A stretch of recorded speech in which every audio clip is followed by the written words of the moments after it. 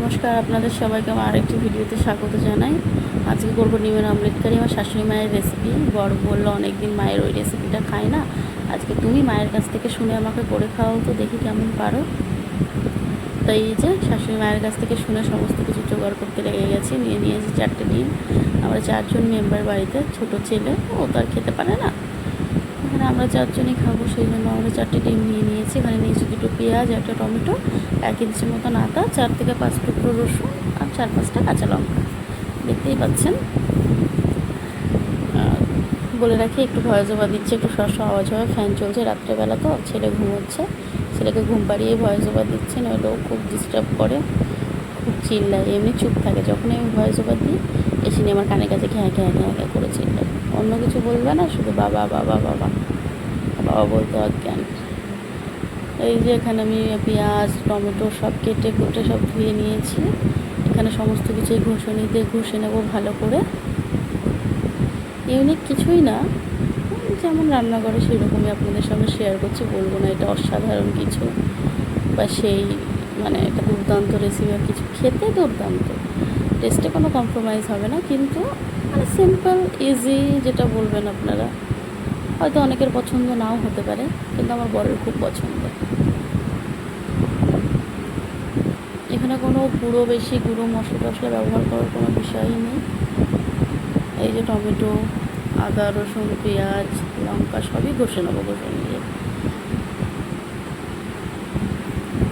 আর এইভাবে মাংস করলেও বেশ ভালো লাগে। সবসময় বাটা মশলাই ভালো লাগে না খেতে, করা বা এরকম ঘষে দিয়ে ঘষে নিলে মাংসটাও খেতে টেস্ট লাগে। বেশি তো থেতো মশলায় মাংস খেতে দারুণ লাগে।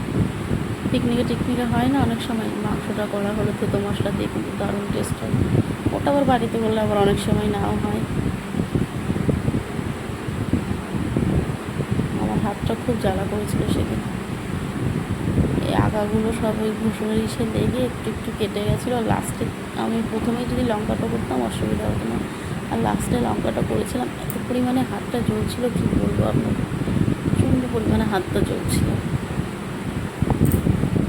যাই হোক, ভালো খেতে গেলে তো কথাই আছে না, কষ্ট করলে কেষ্ট হয়।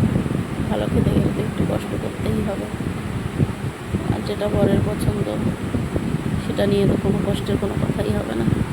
আমি না চেষ্টা করি সবসময় বরের সব মন পছন্দ রান্না করে, কিন্তু আমি যে রান্নাটা এমনি সময় করি, এই যেখানে নুন দিয়ে আর এমনি কোনো পেঁয়াজ টিয়াজ না, শুধু লবণ দিয়ে ডিমটা ফেটিয়ে নিয়ে অমলেট করে নেবো।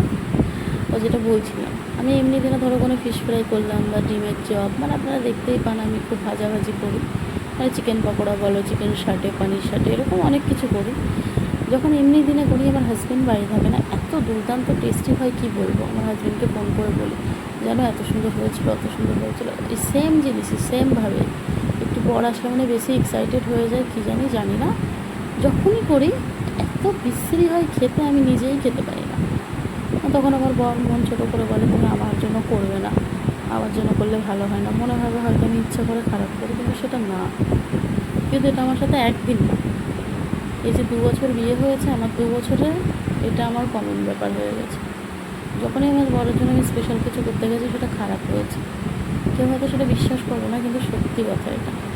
এটা কার কার সাথে হয় সেটা আমি জানি না, কিন্তু আমার সাথে এটা হয়, আর এটা প্রায়ই হয়। খুব ভুল ভবিষ্যৎ হয়তো হয় না। যেমন আমার বর আমার হাতে মাছের ঝোল খেতে খুব ভালোবাসে, আমার মাংসটা পছন্দ করে না। আমার হাজব্যান্ড বাড়ি থাকলে বেশিরভাগ দিন মাংসটা আমার হাজব্যান্ডই করে খাওয়া। আপনারা দেখতেই পাবেন, আমার চ্যানেলে অনেক ভিডিও আছে আমার হাজব্যান্ডের রান্না করা, ও রান্না করতে খুব ভালোবাসে। এখানে কিন্তু আমি খুবই কম পরিমাণে তেলে রান্না করছি, আপনারা দেখতেই পাচ্ছেন।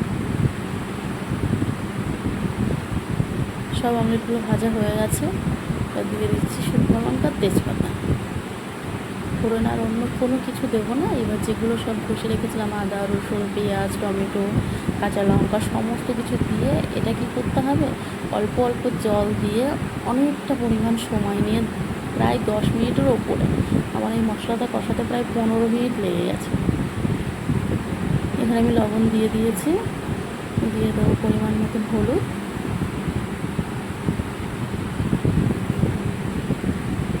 দিয়ে যখনই জল শুকিয়ে যাবে তখনই আরও সামান্য জল দেব।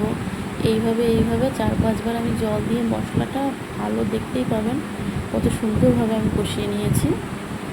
আশা করছি আপনাদের ভিডিওটি ভালো লাগছে। আর যদি ভিডিওটি ভালো লেগে থাকে তাহলে অবশ্যই এখানে আমি সামান্য কালারের জন্য লঙ্কার গুঁড়ো দিয়েছি। এটা ঝাল লঙ্কার গুঁড়ো, কাশ্মীরি লঙ্কার গুঁড়ো নয়। এখানে আমার মনে হলো কাঁচা লঙ্কাটাই ঝাল আসবে না, একটু কালার হবে আর একটু স্বাদেও মানে চেঞ্জ হবে, সেই জন্য একটু দিলাম। এই যে দেখতেই পাচ্ছেন কতটা সময় নিয়ে আমি কষিয়েছি, সেই জন্য অতটা মশলা এতটুকু হয়ে গেছে। মশলাটা কষানোতেই এই রান্নাটার স্বাদ লুকিয়ে আছে যাকে বলা হয়। এখানে আমি জল দিয়ে দিচ্ছি, ঝোল মানে পরিমাণ মতন। ভালোভাবে ফুটে গেলে এবার গরম মশলার গুঁড়ো দিয়ে দেবো, দিয়ে আরও অনেকক্ষণ সময় নিয়ে হাতে সময় নিয়ে ফোটাতে হবে।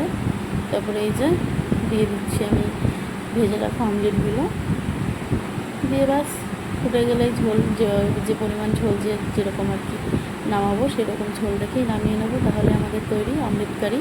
আশা করছি ভিডিওটি ভালো লাগছে। ভিডিওটি ভালো লেগে থাকলে অবশ্যই নতুন হয়ে থাকলে চ্যানেলটি সাবস্ক্রাইব করবেন, আর ভিডিওটি কেমন হলো কমেন্টে জানাবেন। আর পুরো ভিডিওটি দেখার জন্য আপনাদের সবাইকে